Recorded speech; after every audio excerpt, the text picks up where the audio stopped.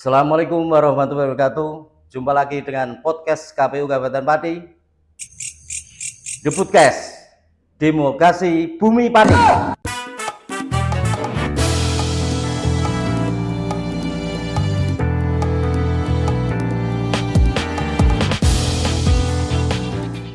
Saya Sugianto akan memandu jalannya The Podcast kali ini. Kita undang narasumber kita selaku Kasubag di KPU Kabupaten Pati, Ibu Ita Asma Dahlia.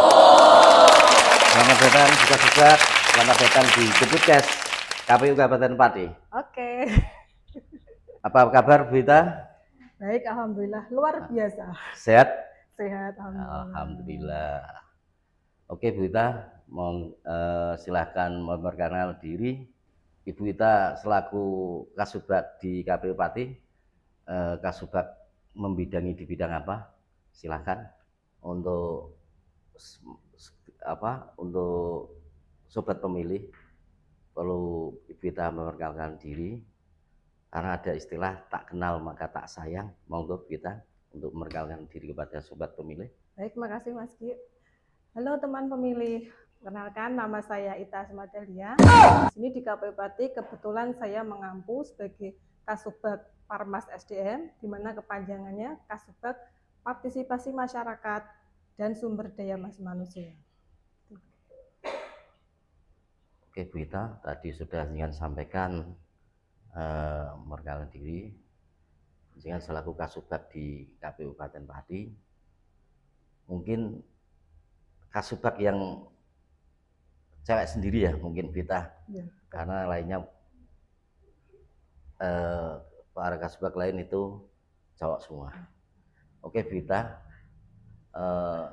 sebelum, kalau boleh tahu Bu Ita nih sobat pemilih, Ibu Ita sebelum jadi Kasubag bekerja di mana atau mengampu apa gitu, silakan Bu Ita.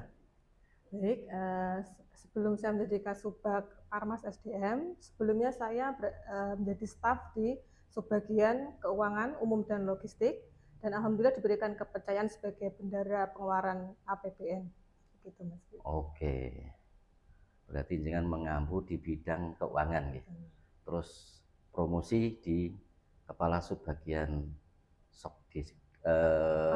Parmas dan SDM ya, berkaitan dengan partisipasi masyarakat dan sumber daya manusia. Oke Bu Ita, terus Bu Ita untuk tupoksinya di selaku Kasubag Parmas dan SDM di tahapan pemilu dan pemilihan serentak di tahun 2004, di tahapan itu apa saja Bu Ita yang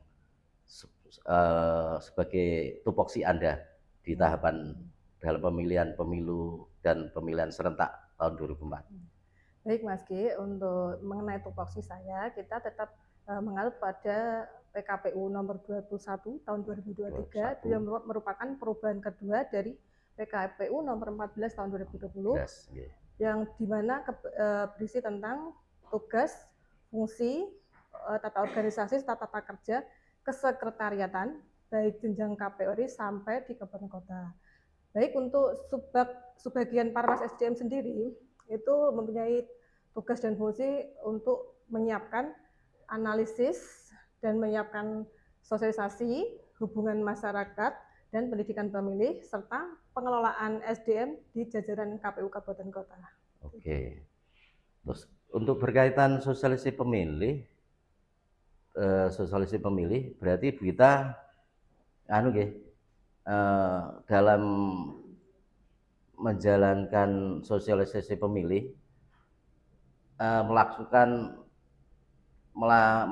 sosialisasi di masyarakat khususnya di KPU Kabupaten Pati di dalam tahapan itu ya. Apa saja kegiatan yang Anda Bu Ita lakukan khususnya di Subag Bu Ita berkaitan kegiatan sosialisasi? Seperti di kegiatan sosialisasi pemilih itu di mana saja kegiatannya? Mungkin apakah di sekolahan atau di pasar-pasar atau di mana? Gitu. Silakan Bu Ita untuk menjelaskan. Baik, sebelum pembahasan lanjut tentang sosialisasi ya, alangkah baiknya mengerti tujuan dari sosialisasi itu sendiri. Sosialisasi untuk pemilihan ini kemarin itu bertujuan untuk menyebarluaskan informasi mengenai pemilu atau pemilihan, di mana kita sasarannya tuh bisa ke pemilih pemula, pemilih wanita, disabilitas, kelompok masyarakat seperti Mas Gi. Untuk kemarin itu sebagai contoh ya, kita sosialisasi untuk pemilih pemula. Kita datang ke sekolahan untuk memberikan sosialisasi mengenai tahapan jadwal pemilihan itu sendiri, serta mengajak pemilih pemula untuk menggunakan hak pilihnya di pemilihan 2024. Oke. Berarti untuk sasaran untuk sosialisasi itu ya khususnya untuk terutama kepada pemilih pemula ya Mbak. Tidak Kita hanya ya, Bu. pemilih pemula sebenarnya, bisa Oke. disabilitas, masyarakat seperti kelompok masyarakat, kelompok keagamaan, seperti itu. Oke, tujuan dari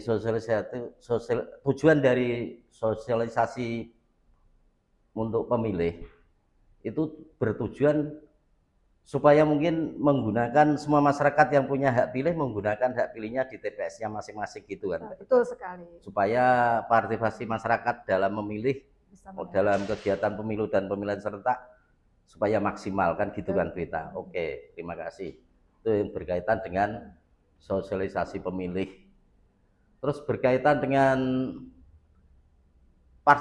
partisipasi masyarakat, khususnya masyarakat yang di Pati, supaya bisa ikut mensukseskan pemilu dan pemilihan serentak tahun 2004 supaya berjalan lancar. Mungkin apa saja yang Ibu Ita lakukan berkaitan dengan supaya masyarakat ada partisipasi ikut mensukseskan kegiatan pemilu dan pemilihan serentak itu. Baik Mas Ki, untuk meningkatkan partisipasi pemilih ya, terutama untuk pemilihan kemarin itu kaitannya dengan masyarakat. Ya, masyarakat, KPU Pati dengan intensif menggelar sosialisasi baik itu pemilih pemula, pemilih disabilitas, terus pemilih perempuan di situ Mas Ki. Ini kita bergerak secara intensif dan jangan lupa untuk memberikan konten seperti contoh kayak podcast seperti ini, itu bagian dari wujud dari sosialisasi itu sendiri. Oke. Nah, jadi masyarakat luas bisa mengerti apa sih kepemiluan itu, baik pemilu atau pemilihan kemarin, apa sih tujuannya pemilu seperti itu. Jadi menyebarluaskan informasi tersebut secara intens kepada masyarakat.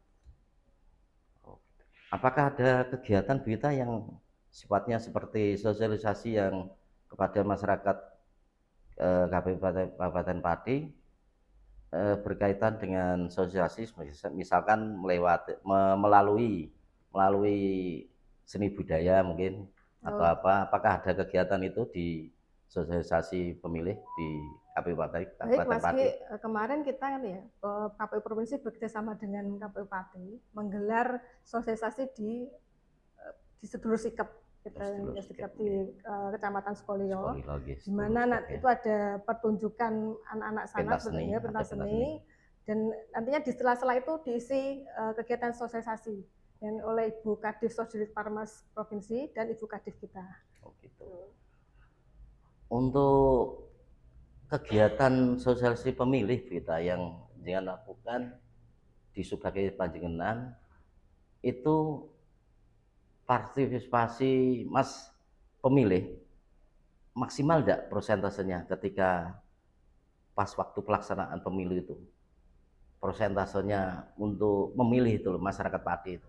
Baik Mas Ki, untuk bisa maksimal atau enggak? Atau mungkin jumlah persentasenya berapa? Gitu. Untuk partisipasi pemilihan kemarin, untuk Kabupaten Pati nilai sekitar 78,41%. 78 ya, sudah lumayan lah. Sudah lumayan besar kan gitu kan. Oh berarti keseriusan masyarakat untuk memilih dalam pemilu dan pemilihan serentak untuk memilih pemimpin yang baik sudah bagus ya. Iya betul. Gitu. Karena kita peralihan kan Bupati itu, jadi kita antusias untuk mendapatkan pimpinan yang diinginkan oleh masyarakat. Oke. Terus berkaitan dengan itu Bita, di sebagai panjenengan kan ada kaitannya dengan sumber daya manusia SDM ya. Itu kan sangat menunjang sekali sih ya dalam kegiatan pemilu itu berkaitan dengan sumber daya manusia, kaitannya dengan istilahnya apa sih ya? Itu loh yang Badan ad hoc. badan ad hoc lah, badan ad hoc. Nah, itu coba dengan jelaskan apa sih pentingnya sumber daya manusia berkaitan dengan badan ad hoc yang akan melaksanakan tugas ya di masing-masing tempatnya, misalkan seperti KPPS, PPS, PPK, gitu Vita. Coba jelaskan. Baik Mas Gi, untuk kita untuk pemilihan kemarin ya, badan ad hoc memegang peranan yang sangat penting karena badan ad hoc itu sendiri yang langsung berkaitan menghadapi masyarakat. Jadi KPU tugas-tugasnya dibantu oleh badan ad hoc. Untuk di kecamatan sendiri kita mengenal istilah PPK, panitia pemilihan kecamatan. Tingkat desa kita ada PPS, panitia pemungutan suara, ada Pantarleh, panitia pemutahiran data pemilih, dan KPPS, kelompok penyelenggara pemungutan suara yang nantinya melakukan kegiatan pemungutan dan penghitungan suara di hari TPS dan petugas ketertiban TPS. Oh gitu, Linmas ya, berkaitan dengan Linmas keamanan di TPS. Wah, begitu beratnya ya tugas Ibu Ita ya selaku kepala subbagian Parmas dan SDM ya. Kaitannya mungkin dengan badan ad hoc yang begitu banyak untuk membentuk istilahnya kelompok panitia penyelenggara pemilihan gitu ya, Bita ya. Oke, Bita, terima kasih berkaitan dengan perkenalan dan tupoksinya di kepala subbagian Parmas dan SDM Bita. Oke, sobat pemilih, kita aplaus untuk Bita kali ini.